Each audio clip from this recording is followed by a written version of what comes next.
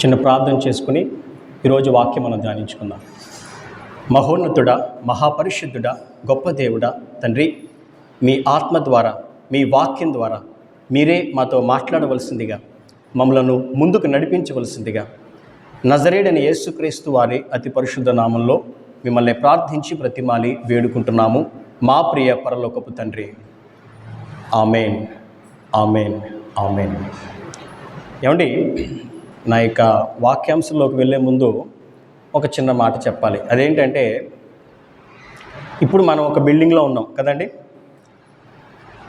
మనం మన కళ్ళతో చూసే ఏ కట్టడానికైనా, ఏ భవంతికైనా అన్నిటికంటే ప్రాముఖ్యమైనది ఏంటండి? పునాది కదండి. పునాది వేసిన తర్వాతే అవి సైడ్ పిల్లర్సా, సెంటర్ పిల్లరా, స్లాబా, షెడ్డా, ఎన్ని ఫ్లోర్లు అనేవన్నీ వస్తాయి. కానీ అన్నిటికంటే ప్రాముఖ్యమైనది ఏంటి? ఒక భవంతికి, అది ఒక బిల్డింగ్ అవనివ్వండి, ఒక అపార్ట్మెంట్ అవనివ్వండి, ఒక రెసిడెన్షియల్ హౌస్ అవనివ్వండి, అది ఏదైనప్పటికీ కూడా ముఖ్యమైనది పునాది. అంటారు కదండి, పునాది బలమైంది అయితే దాని మీద 10 ఫ్లోర్లైనా వేసుకోవచ్చు. అదే పునాది బలమైంది కాకపోతే ఏదో ఒకరోజు పేక మేడలా అది కింద కూలిపోతుందండి. ఈరోజు అదే మాటను నా యొక్క అంశంగా నేను తీసుకుంటున్నాను. ఏంటండి? పునాది, ఫౌండేషన్. సరే, పునాది అనేటువంటి మాటను మనం మన వాక్యాంశంగా తీసుకున్నాం కాబట్టి let's discuss about the world's tallest building. ప్రపంచంలో మరి ఆ యొక్క టాలెస్ట్ బిల్డింగ్గా పిలువబడినటువంటి జీకే క్వశ్చన్ పిల్లలు చెప్పాలి. ఎవరు చెప్తారు? Burj Khalifa. Okay, very good. మరి ఈ బిల్డింగ్ ఎక్కడుంది? Second question. Dubai. Okay. United Arab Emirates, యుఏఈలో, ఆ యొక్క దుబాయ్లో ఈ బుర్జ్ ఖలీఫా అనేది నిర్మించబడింది. దీనికి అంత ప్రాముఖ్యత ఏంటి అని అంటే, ఇది ప్రపంచంలోనే టాలెస్ట్ బిల్డింగ్. దీని యొక్క హైట్ ఎంత అని అంటే అండి, ఇన్ మీటర్స్ మనం చెప్పుకోవాలనుకుంటే 828 మీటర్లు అండి. ఇది 828 మీటర్స్ హైట్. ఇన్ ఫీట్లో మనం చెప్పుకోవాలనుకుంటే 2717 ఫీట్స్. ఇవన్నీ జీకే క్వశ్చన్సే, మీరు కావాలని రాసుకోవచ్చు. 828 మీటర్స్ లాంగ్ లేదా 2717 ఫీట్. సరే, ఓకే. మరి ఇంత బలమైనటువంటి, ఇంత పొడవైనటువంటి బిల్డింగ్ కట్టాలి అని అంటే మరి దానికి ఎంత బేస్మెంట్ వేయాలి? చాలా బలమైనటువంటి ఫౌండేషన్, పునాది వేయాలి. మరి ఈ బిల్డింగ్కి వారు వేసినటువంటి యొక్క పునాది లోతు ఎంత అని అంటే 164 అడుగులండి. అంటే మరి సుమారుగా 50 మీటర్స్, 164 అడుగులు పొడుగు. ఆ యొక్క ఫీట్ అంటే ఎంత అని అంటే, ఉదాహరణకి 6 ఫీట్ ఉన్నటువంటి ఆ వ్యక్తుల్ని మనం వరుసగా పడుకోబెట్టుకుంటూ వెళ్తే 28 మందిని మనం పడుకోబెడితే ఎంత పొడుగు అయితే ఉంటుందో అంత పొడుగు వారు పునాది వేశారండి. అంటే అంత బలమైనటువంటి పునాది ఆ బుర్జ్ ఖలీఫాకు వేయడం వలన మరి బలమైనటువంటి ఆ యొక్క గాలులు, తుఫానులు, ఆ యొక్క ఒక్కొక్కసారి ఇసుక తుఫానులు వస్తూ ఉంటాయి, గట్టి గాలి వేస్తూ ఉంటుంది. ఆ బిల్డింగ్ కొంచెం కూడా మరి కదలకూడదు, అది పడిపోకూడదు, లేకపోతే ఇంకా ఇబ్బందులు కలగకూడదు అని అంటే దానికి వేయబడినటువంటి బలమైన పునాది. కానీ అందరూ కూడా దాన్ని అవుటర్ స్ట్రక్చర్ని మాత్రమే చూస్తారు. అబ్బా ఎంత పొడుగుంది అని. లోపలికి అది ఇంకో 50 మీటర్లు పొడుగుందండి. అది ఎవరికి కనిపించదు. కానీ ఇక్కడ వాస్తవం ఏంటంటే, కనిపించినటువంటి ఆ 50 మీటర్ల బలమైనటువంటి పునాది 828 మీటర్ల పొరుగైనటువంటి బిల్డింగ్ని కాపాడుతుంది అనే సత్యం మనం గ్రహించాలి. హల్లెలూయా. ఈరోజు కూడా మరి ప్రతి ఒక్కరిని దేవుడు అడుగుతున్నాడండి. ప్రతి ఒక్కరిని దేవుడు ప్రశ్నిస్తున్నాడు. ఈరోజు మన బ్రతుకుల్లో క్రీస్తునందు మన పునాది ఏ విధంగా ఉంది? దేవుని యందు మన యొక్క పునాది, మన యొక్క బేస్మెంట్, మన యొక్క ఫౌండేషన్ ఏ విధంగా ఉంది అని ప్రతి ఒక్కరిని దేవుడు అడుగుతున్నాడు. ముందుగా మనం ఒక వాక్యం మనం చదువుకున్నట్లయితే యేసుక్రీస్తు ప్రభువు చెప్పినటువంటి ఒక ఉపమానాన్ని మనం ధ్యానించుకుందామండి. మత్తయి సువార్త 7వ అధ్యాయంలో, రాజశేఖర్గా చదవగలరండి? మత్తయి సువార్త 7వ అధ్యాయము 24 నుంచి 27 వరకు మనం చదువుకుందాం. మత్తయి సువార్త 7వ అధ్యాయము 24 to 27 అండి. కాబట్టి ఈ నా మాటలు విని వాటి చెప్పున చేయు ప్రతి వాడును బండ మీద తన ఇల్లు కట్టుకునిన బుద్ధిమంతుణ్ణి పోలియుండును. వాన కురిసెను, వరదలు వచ్చెను, గాలి విసిరి ఆ ఇంటి మీద కొట్టెను గాని దాని పునాది బండ మీద వేయబడిన గనుక అది పడలేదు. మరియు ఈ నా మాటలు విని వాటి చప్పున చేయని ప్రతివాడు ఇసుక మీద తన ఇల్లు కట్టుకునిన బుద్ధిహీనుని పోలియుండును. చాలండి. ఏమండి, చదవబడినటువంటి వాక్య భాగంలో మరి ఇద్దరు వ్యక్తులు ఉన్నారు. వారు 2 బిల్డింగులు కట్టారు. ఒక ఆయన బలమైనటువంటి ఆ యొక్క రాయి మీద పునాది వేశాడు, మరొక ఆయన ఇసుక మీద ఒక పునాది వేశాడండి.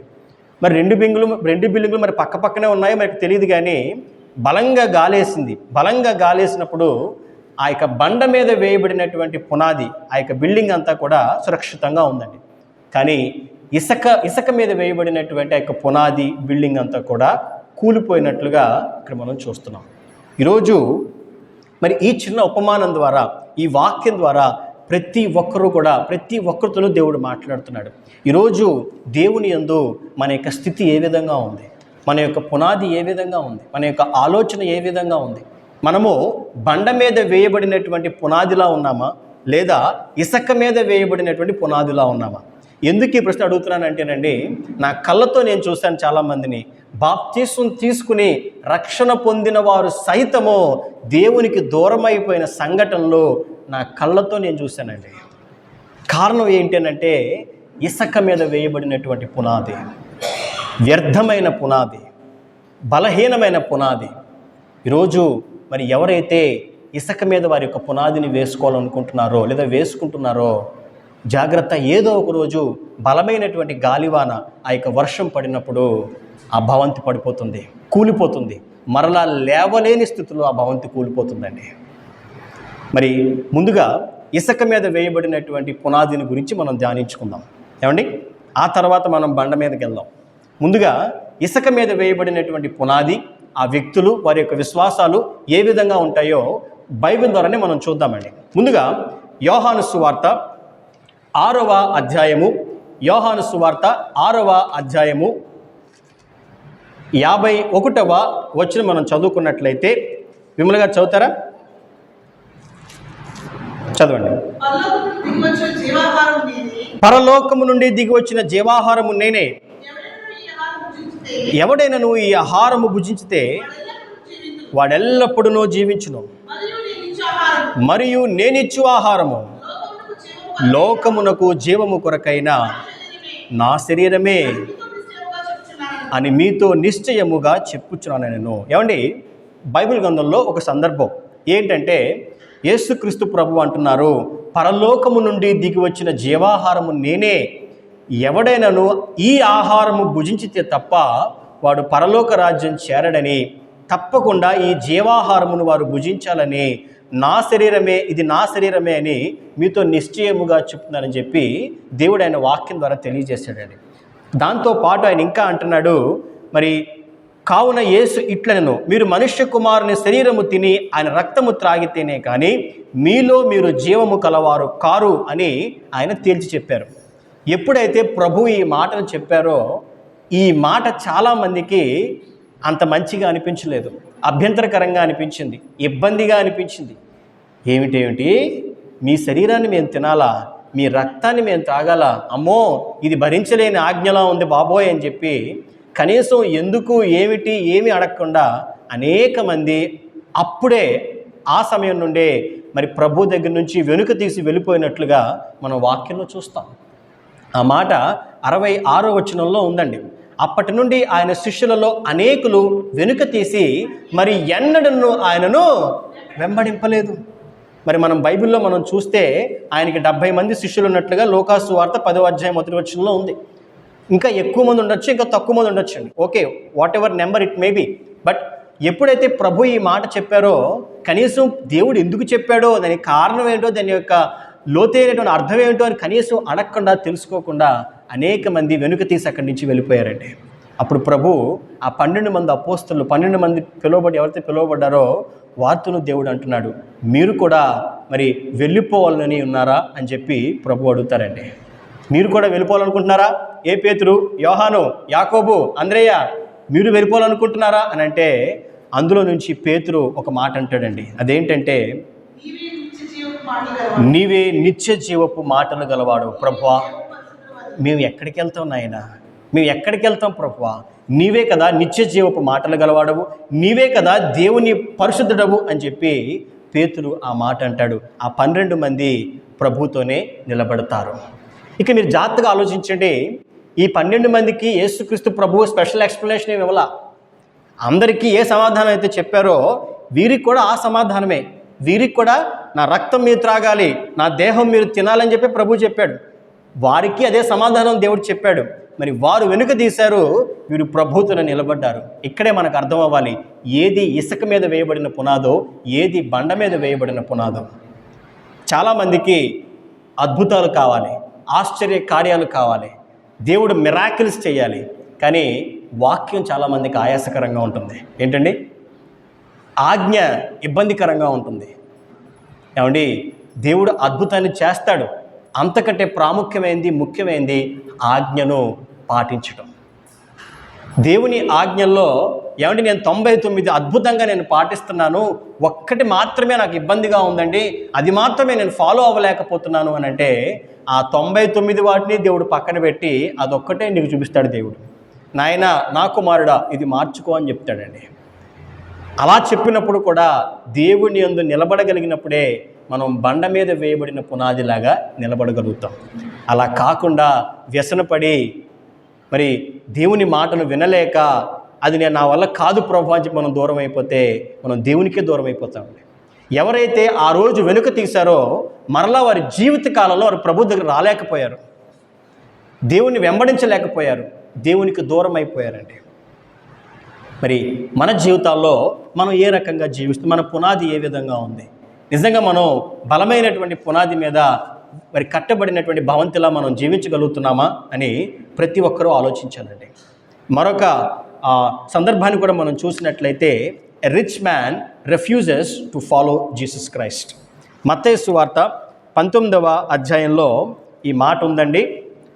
కరుణశ్రీగా చదువుతారా? మత్తయి సువార్త 19వ అధ్యాయంలో 16 నుండి 19 వరకు చదువుతారండి.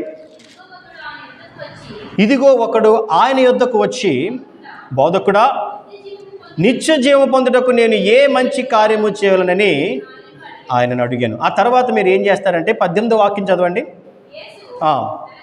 నరహత్య చేయకు, వ్యభిచరింపవద్దు, దొంగిలవద్దు, అబద్ధ సాక్ష్యము పలుకవద్దు, తల్లిదండ్రులను సన్మానింపుము, నిన్ను వలె నీ పొరుగు వానిని ప్రేమించు అని చెప్పి ఇవన్నీ కూడా యేసుక్రీస్తు ప్రభు ఆ యొక్క రిచ్ యంగ్ మ్యాన్కి చెప్తాడు. ప్రభువా, నేను పరలోక రాజ్యం చేరాలంటే నేను ఏం చేయాలి ప్రభు అని అంటే ఇవన్నీ కూడా దేవుడు చెప్తాడు. అప్పుడు ఆయన అంటాడు, ఇవన్నీ ఆల్రెడీ నేను ఫాలో అవుతున్నాను ప్రభువా, అయితే నాకు అడ్డమేమీ లేవు కదా అని చెప్పి ఆ యొక్క రిచ్ యంగ్ మ్యాన్ అంటాడండి. అంటే అతని హృదయాన్ని పరిశీలించినటువంటి దేవుడు ఆయన అన్నటువంటి మాట ఏంటంటే, అందుకు యేసు, నీవు పరిపూర్ణుడు ఒకటకు కోరిన ఎడల పోయి నీ ఆస్తి నమ్మి బేదలకిమ్ము, అప్పుడు పరలోకమందు నీకు ధనము కలుగును, నీవు వచ్చి నన్ను వెంబడించుమని అతనితో చెప్పాను. ఏమండి, ఒక్క క్షణం వాక్యం వింటున్నవారు ఆన్లైన్ ద్వారా కానీ ఆఫ్లైన్ ద్వారా కానీ ఇదే మాటను దేవుడు మీతో అంటే ఎంతమంది మీకు కలిగిన దానిని అమ్మి బేదలకిచ్చి యేసుక్రీస్తు ప్రభువుని వెంబడించగలుగుతారు? సమాధానం మన హృదయమే చెప్తుంది. ఇక్కడున్న కేవలం రిచ్ యంగ్ మ్యాన్ మాత్రం మనం చూడడం కాదు, అతని యొక్క సిచ్యువేషన్లో మనల్ని మనం పెట్టుకుందాం. ఆస్తికి మించి, ధనానికి మించి, పేరు ప్రఖ్యాతులకు మించి మనం ప్రభువుని ప్రేమించగలుగుతున్నామా అనే ప్రశ్న సమాధానం అది మనకే వస్తుందండి. ఆ రోజు ఆ వ్యక్తి దేవుడా సిరా అనే రెండిటి మధ్య ఆ వ్యక్తి ఉన్నప్పుడు దేవుణ్ణి విడిచిపెట్టేశాడు, ధనానికే ఓటు వేశాడు, ప్రాధాన్యత ఇచ్చాడు, ఆ రోజు దేవుడు చెప్పినటువంటి ఆ యొక్క మాటను బట్టి వ్యసనపడి అక్కడి నుంచి వెళ్ళిపోయాడు. ఈరోజు ఒకవేళ అదే ప్రశ్నను మనకి దేవుడు వేస్తే, అదే మాటను మనతో ప్రభు చెప్తే, మరి దేవుణ్ణి మనం వెంబడించగలుగుతున్నామా, వెంబడించగలమా అనేటువంటి ప్రశ్నను మనం వేసుకోవాలండి. దట్ ఈస్ వేర్ మన ఆత్మీయ స్థితి ఎలా ఉంది, దేవునికి మనం ఇచ్చేటువంటి ప్రాధాన్యత ఎంత అనేది అక్కడ మనకు తెలిసిపోతుంది. ప్రతి ఒక్కరితోనూ దేవుడు మాట్లాడుతున్నాడు. ఈరోజు మన హృదయంలో దేనికి మనం మొదటి స్థానం ఇస్తున్నాం, దేవునికా సిరికా? రెండిటికి అని మాత్రం చెప్పకండి, ఎందుకంటే మొదటి స్థానం ఒకరికి మాత్రమే మనం ఇవ్వగలుగుతాం. అయితే దేవునికి ఇవ్వాలి, లేకపోతే సిరికి ఇవ్వాలి. ఈరోజు ప్రతి ఒక్కరితోనూ దేవుడు మాట్లాడుతున్నాడు. మనం ఏ విధంగా జీవిస్తున్నాం, మన పునాది ఏ విధంగా ఉంది? How is our foundation in the lord Jesus Christ? మరొక వాక్యం మనం చదువుకున్నట్లయితే, ఆ తరువాత 1 కొరింథీ పత్రిక 3వ అధ్యాయము 11వ వాక్యం మనం చదువుకున్నట్లయితే, వేయబడినది తప్ప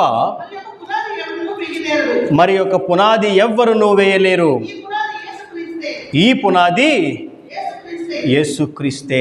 ఏమండి, ఇక్కడ రాయబడినటువంటి ఈ యొక్క వాక్యం, వేయబడినది తప్ప మరి యొక్క పునాది ఎవ్వడును వేయనేరడు, ఈ పునాది యేసుక్రీస్తు ప్రభువే. ఈ యొక్క మాట యొక్క అర్థం ఏంటంటే, నిత్య జీవానికి, పరలోక రాజ్యానికి వెళ్ళగలిగే ఆ మార్గానికి కేవలము ఏకైక పునాది యేసుక్రీస్తు ప్రభు మాత్రమే, వేరొక పునాది లేదు అని చెప్పి ఇక్కడ వాక్యం ద్వారా దేవుడు చెప్తున్నాడండి. For no one can lay a foundation other than that which is laid, which is our Lord Jesus Christ. చాలామంది నా పునాది నేను వేసుకుంటానండి, నా పునాది నేను వేసుకుని నేను పరలోక రాజ్యం చేరతానని అనుకుంటారు. ఏ రకంగా అంటే, మేము చేసేటువంటి దాన ధర్మాల ద్వారా, నీతి కార్యాల ద్వారా, మంచి పనుల ద్వారా, లేకపోతే ఇతరితర కార్యాల ద్వారా మేము దేవుణ్ణి చేరుకుంటాము అని అనుకుంటారు. కానీ అది పొరపాటండి. యేసుక్రీస్తు ప్రభు అనేటువంటి పునాది తప్ప దేవుని యొక్క పరలోక రాజ్యం చేరగలిగేటువంటి అవకాశం ఇంకొకటి లేదని చెప్పి దేవుడే ఆయన వాక్యం ద్వారా తెలియజేస్తున్నాడు. ఈ సందర్భంలో మరొక మాట కూడా నేను చెప్పాలండి. అదేంటంటే, మనం ఇప్పుడు దాకా పునాది అని అంటే బాహ్య సంబంధమైన పునాది గురించి మనం మాట్లాడుకున్నాం. అంటే బుర్జ్ ఖలీఫా గురించి కానీ, లేకపోతే ఇతర వాటి గురించి కానీ. మన ఆత్మీయ జీవితంలో దేవుడు ఒక విశ్వాస జీవితంలో పునాది ఎలా వేస్తాడు అనే విషయం గురించి మనం ఆలోచిద్దామండి. దానికై ఒక చిన్న ఉదాహరణ మీకు చెప్తాను. అదేంటంటే, ఒక పాస్టర్ గారు డిసెంబర్ 31 ఆరాధనకు, అదేవిధంగా మరి జనవరిలో ఆయన పెట్టబోయేటువంటి మీటింగ్స్ కొరకు దేవుని సన్నిధిలో ప్రార్థన చేస్తున్నాడు. ఏమని అంటే ప్రభువా, ఎప్పుడు చేస్తున్నాడనంటే డిసెంబర్ 20th ఆ టైంలో ప్రార్థన చేస్తున్నాడండి ఆయన. ప్రభువా, ఇదిగో నాయన, డిసెంబర్ 31 ప్రత్యేకమైన హోల్ నైట్ ప్రేయర్ ఉంది, జనవరి 1వ తారీఖున న్యూ ఇయర్ ప్రేయర్ ఉంది, జనవరిలోనే మీటింగ్స్ పెడుతున్నాం ప్రభువా, తండ్రి సహాయం దయచేయనైనా. మరి ఎవరు ముందుకు రావట్లేదు, ఎవరు కదలి రావట్లేదు, ఉత్సాహంగా వారు పని చేయట్లేదు నాయన, నేను ఒక్కడిని ఎన్ని చేయగలను ప్రభువా అని చెప్పి ఆయన దేవునికి ప్రార్థన చేస్తున్నాడండి. ప్రార్థన చేస్తున్నప్పుడు ఆ నెక్స్ట్ డే ఆదివారపు ఆరాధన అయిపోయిన తర్వాత ఏమైందంటే, ఆ చర్చ్ నుండి ఆయన బయటకు వస్తుంటే ఒక బైక్ వచ్చి బలంగా కొట్టిందండి ఆయన్ని. ఎవరినండి? పాస్టర్ గారిని. చాలా బలంగా కొట్టిందనమాట. ఎంత బలంగా కొట్టిందంటే, ఆయన నించున్న చోట నుంచి 4 అడుగులు ఆయన ఎగిరి పడ్డాడనమాట. స్పాట్లో కాలు ఇరిగిపోయింది, 2 చోట్ల బ్రేక్ అయిపోయింది కాలు. మరి వెంటనే గబగబా హాస్పిటల్కి తీసుకెళ్లారు. హాస్పిటల్కి తీసుకెళ్తే డాక్టర్ గారు ఏం చేశారు, రాడ్ వేశారండి, కాలికి రాడ్ వేసి, ఏమండి మీరు కదలకూడదు, నించోకూడదు, నడవకూడదు, మీరు కదిలేరా కాలు సెట్ అవ్వదని చెప్పాడండి ఆయన. మీరు కొంచెం కదిలినా కాలు సెట్ అవ్వదు, మీరు జీవితకాలం అంతా కూడా కుంటుకుంటూ నడవాలని చెప్పి డాక్టర్ గారు చెప్పారు. ఈయన చేసిన ప్రార్థన ఏంటండి, ప్రభువా డిసెంబర్ 31వ తారీఖున హోల్ నైట్ ప్రేయర్ ఉంది నాయన, జనవరి 1వ తారీఖున ఆరాధన ఉంది ప్రభువా, జనవరి నెలలో మీటింగ్స్ ఉన్నాయి ప్రభువా, సహాయం చేయమంటే ఏమైందండి, కాలు ఇరిగిపోయింది. ఆయన మంచం మీద పడుకున్నాడు. మంచం మీద పడుకుని అలాగ ఆలోచిస్తున్నాడు, ప్రభువా నేను చేసిన ప్రార్థన ఏంటి, నాకు జరిగినటువంటి కార్యం ఏంటి, అయినా పర్వాలేదు ప్రభువా, నేను ఈ స్థితిలోనే నీ పని చేస్తాను నాయన అని చెప్పి పాత వీల్ చైర్ ఏదో ఉంటే ఆ వీల్ చైర్ మూలన దాన్ని తీసుకొచ్చి ఒక వెల్డర్ని పిలిపించి ఆ వీల్ చైర్లో కూర్చుని కాలు పెట్టుకోవడానికి అనుకూలంగా ఉండే విధంగా వెల్డింగ్ చేయించుకుని అలాగే కూర్చుని ఆయన తిరుగుతున్నాడంటండి. అలాగే తిరుగుతున్నాడు, అలాగే దేవుని సువార్తను ప్రకటిస్తూ వెళ్తున్నాడండి. ఎప్పుడైతే పాస్టర్ గారిని ఆ స్థితిలో చూశారో విశ్వాసులందరూ కూడా మరి కదలి వచ్చారంటండి ముందుకి. హల్లెలూయా. ఎప్పుడైతే ఆ సేవకుడు మంచం మీద పడుకోవచ్చు, అంత ఇబ్బందులు ఎవరిని ఆయన విమర్శించరు, ఎవరు ఒక మాట అనలేరు, అయినప్పటికీ కూడా ఇది నాకు దేవుడిచ్చిన బాధ్యతని గ్రహించి ఆ రోజు ఆ కాల్ని అలాగే వీల్ చైర్లో కూర్చుని ముందుకు పెట్టుకుని అలాగే రోడ్ల మీద తిరుగుతూ దేవుని సువార్తను ప్రకటిస్తూ డిసెంబర్ 31వ తారీఖు ఆ యొక్క హోల్ నైట్ ట్రిక్ సిద్ధపడుతుండగా ప్రజలందరూ కదిలి వచ్చారంటండి ఆయన్ని చూసి. మరి అప్పటి వరకు ఆసక్తి లేని వారు, ఉత్సాహం చూపని వారు బలంగా వచ్చి ఆ యొక్క డిసెంబర్ 31వ తారీఖు ఆరాధనలోను 1వ తారీఖు ఆరాధనలోను మీటింగ్స్లోను అంతకు ముందు జరిగినంత అద్భుత రీతిలో ఆ యొక్క మీటింగ్ జరగడానికి, గొప్ప ఉద్యమాన్ని కలగడానికి వారందరూ వారి యొక్క సాయశక్తుల ప్రయత్నం చేశారు. అద్భుతంగా ఆ యొక్క ఆరాధన మీటింగ్స్ని జరిగించారు. హల్లెలూయా, హల్లెలూయా. దేవుడేసే పునాది అలాగుంటుందండి. మనం ఊహించేది ఒకటి ఉంటుంది, కానీ మన పట్ల దేవుని యొక్క ప్రణాళిక మరొకటి ఉంటుంది. ఆ మీటింగ్స్ అన్నీ అయిపోయిన తర్వాత ఆయన దేవునికి ప్రార్థన చేశాడు. ప్రభువా మీకు స్తోత్రం నాయన, కాలు ఇరిగితే ఇరిగింది ప్రభువా, మీటింగ్స్ అద్భుతంగా జరిగించావు నాయన. అప్పటి వరకు ఆసక్తి లేని వారు కూడా ముందుకొచ్చి అద్భుతంగా పనిచేశారు ప్రభువా. ఈ కాలు కాదని ఈ కాలు ఎరగొట్టే ప్రభువా, మరింత ఉద్యమం కలుగుతుంది అనుకుంటే నా చేతులను విరగొట్టే ప్రభువా, నా కాలు విరగొట్టే ప్రభువా, అయినప్పటికీ కూడా నీతో పనిచేస్తానని చెప్పి ఆయన చెప్పాడంటండి. హల్లెలూయా. ఈరోజు మరి వాక్యం వింటున్నటువంటి వారు, దేవుని యొక్క విశ్వాసం అని చెప్పుకుంటున్నటువంటి వారు, మనం ఏ స్థితిలో ఉన్నప్పటికీ కూడా దేవుని కొరకు నమ్మకంగా మనం పనిచేయాలి. ఆ బలమైన పునాది ఎప్పుడైతే మన జీవితాల్లో ఉంటుందో అప్పుడు మనం ఎక్కడున్నా, మనం ఏవై ఉన్నా, మనం ఏ స్థితిలో ఉన్నప్పటికీ కూడా దేవుని కొరకు నమ్మకంగా మనం పనిచేయగలుగుతాం. అది బలమైన పునాది అంటే. హల్లెలూయా. ఈరోజు మన జీవితాల్లో మనం ఏ స్థితిలో ఉన్నాం? పక్క వాళ్ళ మీద నెట్టేసే స్థితిలో ఉన్నామా? లేదు, ఇది నా బాధ్యత, నా దేవుడు, ఇది నా పని అనుకుని దేవుని కొరకు మనం ముందుకెళ్ళగలుగుతున్నామా అనే ప్రశ్నను ప్రతి ఒక్కరూ వేసుకోవాలండి. మరొక వాక్యం కూడా మనం చదువుకుందాం. యాకోబు పత్రిక 1వ అధ్యాయము 2వ వాక్యాన్ని మన మధ్య ఉన్నటువంటి రామకృష్ణ గారు చదువుతారండి. యాకోబు పత్రిక 1వ అధ్యాయము 2వ వాక్యం. యాకోబు పత్రిక 1వ అధ్యాయము 2వ వాక్యం అండి. 1, 2 అండి.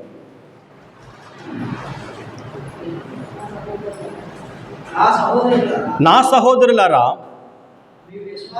మీ విశ్వాసమునకు కలుగు పరీక్ష ఓర్పును పుట్టించునని ఎరిగి మీరు నానా విధములైన శోధనలలో పడినప్పుడు అది మహానందమని ఎంచుకొనుడి. మీరు సంపూర్ణులను అనునాంగులను ఏ విషయంలోనైనా కొదవలేని వారై ఉండునట్లు ఓర్పు తన క్రియను కొనసాగింపనీయుడి. హల్లెలూయా. కూర్చోండి. మరి చదవబడినటువంటి ఈ వాక్య భాగంలో దేవుడు స్పష్టంగా రాయిస్తున్నాడు. అదేంటంటే, ఈ యొక్క వాక్యం యొక్క అర్థం ఏంటంటే, నా సహోదరులారా, మీ విశ్వాసమునకు కలుగు పరీక్ష ఓర్పును పుట్టించునని ఎరిగి. ఏమండి, మనం దేవునికి ప్రార్థన చేస్తూ ఉంటాం. ప్రార్థన చేస్తున్నప్పుడు దానికి సంబంధించిన కార్యాలు ఏ రకంగా ఉంటాయని వ్యతిరేకంగా నడుస్తూ ఉంటాయి ఫస్ట్. ఏమండి, ఉదాహరణకి మనం బైబిల్లో మనం చూస్తే యోసేపు దేవునికి ప్రార్థన చేస్తున్నాడు, అనల చేత అమ్మివేయబడ్డాడు. ఇంకా ఐగుప్తులకి ప్రార్థన చేస్తున్నాడు, బానిసగా అక్కడ నానాయాత్రలో పడుతున్నాడు. ఇంకా ప్రార్థన చేస్తున్నాడు, తీసుకెళ్ళి జైల్లో పడేశారు. ఇంకా ప్రార్థన చేస్తున్నారు, అక్కడ వేధిస్తున్నారు. అంటే వీరు చేసిన యోసేపు చేసిన ప్రార్థనకి అతనికి సంభవిస్తున్నటువంటి కార్యాలకి సంబంధం ఉందా అండి? లేదు. సరే, మరొక ఆయన తీసుకుందాం, దావీదుని తీసుకుందాం. దావీదుని ఎప్పుడైతే సమూయేలు అభిషేకించాడో, నువ్వు రాజు అవుతావు, చక్రవర్తి అవుతావు అని చెప్పాడో, మరి అప్పటి నుంచి దావీదు కష్టాలు మామూలు కష్టాలు కాదు. దేవునికి ప్రార్థన చేస్తున్నాడు, సౌలు ద్వేషిస్తున్నాడు. దేవుడికి ప్రార్థన చేస్తున్నాడు, బల్లాల మీదకు విసురుతున్నాడు, చంపాలని ప్రయత్నం చేస్తున్నాడు, కొండల్లో కోనల్లో ఏమండి దాక్కుని అక్కడ తలదాచుకునే స్థితిలోకి దావీదు ఉన్నాడు. అతను చేస్తున్న ప్రార్థన ఏంటి, అతను జరుగుతున్నటువంటి కార్యం ఏమిటి? ఒక్కసారి ఈ సందర్భాన్ని ఈ వాక్యంతో మీరు మ్యాచ్ చేయండి. మీ విశ్వాసమునకు కలుగు పరీక్ష ఓర్పును పుట్టించిందని ఎరిగి మీరు నానా విధులైన శోధనలో పడినప్పుడు ఇది మహానందమని ఎంచుకొనుడి. ఏమండి, యోసేపు అయినా, దావీదైనా, అబ్రాహాం అయినా, ఇస్సాక్ అయినా ఏ ఒక్కరూ కూడా వారు శోధనల గుండా ప్రవేశిస్తున్నప్పుడు దేవుణ్ణి దూషించలేదు, దేవుణ్ణి సనుక్కోలేదు, విసుక్కోలేదు. ఒకటే అనుకున్నారు, ఇది దేవుని చిత్తమైతే ఇది మంచిదే అని అనుకున్నారు. కానీ ఆ తదుపరి గాడ్స్ ఫౌండేషన్, దేవుడు బలమైనటువంటి పునాది వారి జీవితాల్లో వేశాడండి. అది ఎలాంటి పునాది అంటే ఎవ్వరూ కదల్చలేనంత పునాది. యోసేపుని దేవుడు ప్రధానమంత్రిని చేశాడు. ఏమన్నా కదపగలరా? ఇంపాసిబుల్. దావీదుని దేవుడు చక్రవర్తిని చేశాడు. ఎవరైనా దావీదును చూసి ఒక మాట అనగలరా చెప్పండి? అంత బలమైనటువంటి పునాది ఆ యొక్క ట్రయల్స్ అండ్ ట్రిబులేషన్స్ ద్వారానే వచ్చాయి, ఆ యొక్క శోధనల ద్వారానే కలిగాయి అనే సత్యం మనం గ్రహించాలి. ఇక్కడ మనం కంటిన్యూ చేస్తే, మీరు సంపూర్ణులను అనునాంగులను ఏ విషయంలోనైనాను కొదవలేని వారై ఉండినట్లు ఓర్పు తన క్రియను కొనసాగింపనీయుడి. That patience lays a strong foundation in our lives. ఆ బలమైనటువంటి పునాదిని ఆ ఓర్పే వేస్తుందండి. దేవుడు మనకిస్తున్నటువంటి ఆ యొక్క ట్రయల్స్, ట్రిబులేషన్స్ ద్వారానే ఒక బలమైనటువంటి పునాది మన జీవితాల్లో పడుతుంది. దాన్ని ఎవ్వరూ కదల్చలేరు. తుఫాన్ ఏమీ చేయలేదు, గాలివానేమీ చేయలేదు. కాబట్టి మన జీవితాల్లో అది ఎలాంటి సందర్భమైనా అవనివ్వండి, ఎలాంటి శ్రమ, శోధన, బాధ అయినా అవనివ్వండి, అది శ్రమగా చూడకండి, అది దేవుని పునాదిగా చూడండి. హల్లెలూయా. దాన్ని ఒక కష్టంగా చూడకండి, మహానందంగా చూడండి. రేపటి రోజున ఈ బలమైన పునాది మీద ఆయన కట్టబోయేటువంటి భవంతిని ఊహించుకోండి. అద్భుతంగా దేవుణ్ణి మహిమపరచండి. హల్లెలూయా. కాబట్టి మన జీవితాల్లో, మన బ్రతుకుల్లో మనం ఏ రకంగా జీవించాలి, దేవుని కొరకు మనం ఏ రకమైనటువంటి ఆ యొక్క కార్యాలు మనం తలపెట్టాలి, ఒక బలమైనటువంటి పునాదిని మనం ఏ విధంగా వేసుకోవాలనే విషయంలో మరి దేవుడు ఆ యొక్క ట్రయల్స్, ఆ యొక్క ట్రిబులేషన్స్, ఆ యొక్క శ్రమలు అనేవి పంపించినప్పటికీ కూడా నాయన తండ్రి, నీ చిత్తమైతే వీటిల్లో కూడా నేను నమ్మకంగా ఉంటాను ప్రభువా, వీటిల్లో కూడా నాయన నీ మహిమార్థం నేను జీవిస్తాను ప్రభువా అని జీవిద్దాం. ఒక బలమైన పునాది బండ మీద వేయబడినట్టుగా యేసు క్రీస్తు ప్రభు అనే పునాదిపై మన జీవితాలను కట్టుకుందాం. దేవుని కొరకు నమ్మకమైన సాక్షులుగా మనం జీవిద్దాం. దేవుడు తన పరిశుద్ధ వాక్కును దీవించి ఆశీర్వదించునుగాక. ఆమేన్. ప్రార్థన చేసుకుందామండి. మహోన్నతుడైన మా తండ్రి, మా ప్రియ పరలోకపు ప్రభువా, మీ పరిశుద్ధ గల నామానికి లెక్కలేని స్తోత్రాలు, కృతజ్ఞతాస్తుతులు చెల్లిస్తున్నాము నాయన. తండ్రి, విత్తబడినటువంటి ఈ వాక్యము మా యొక్క అందరి హృదయాల్లో నాటబడి ఫలింపజేయుటకు సహాయం అనుగ్రహించండి. మా హృదయమైన పలక మీద వీటిని రాసుకోవడానికి సహాయం దయచేయండి ప్రభువా. ఇసుక మీద వేయబడిన పునాది వంటిదిగా ఉండకూడదు నాయన, మరి బండ మీద వేయబడిన పునాదిగా ప్రభువా మా జీవితాల్ని, మా బ్రతుకుల్ని నాయనా మీరే మార్చవలసిందిగా ప్రభువా. మీ కొరకు నమ్మకమైన సాక్షిగా జీవించడానికి మా అందరికీ నీ సహాయం అనుగ్రహించవలసిందిగా. అది శ్రమ అవ్వచ్చు, శోధన అవ్వచ్చు, బాధ అవ్వచ్చు, నింద అవ్వచ్చు, అది ఏదైనప్పటికీ నాయన మీ కొరకు రోషము కలిగి, మీ కొరకు ఓర్పు కలిగి, సహనము కలిగి నిలబడగలిగేటువంటి ఆ యొక్క ఆత్మీయ శక్తిని, బలాన్ని మా అందరికీ నీ దయచేయవలసిందిగా. ఆన్లైన్ ద్వారా వాక్యం వింటున్న ప్రతి ఒక్కరిని మీరు జ్ఞాపకం చేసుకోవాల్సిందిగా తండ్రి, నజరేయుడైన యేసు క్రీస్తు వారి అతి పరిశుద్ధ నామంలో మిమ్మల్ని ప్రార్థించి బ్రతిమాలి వేడుకుంటున్నాము మా ప్రియ పరలోకపు తండ్రి. ఆమేన్, ఆమేన్, ఆమేన్. అందరికీ వందాలండి.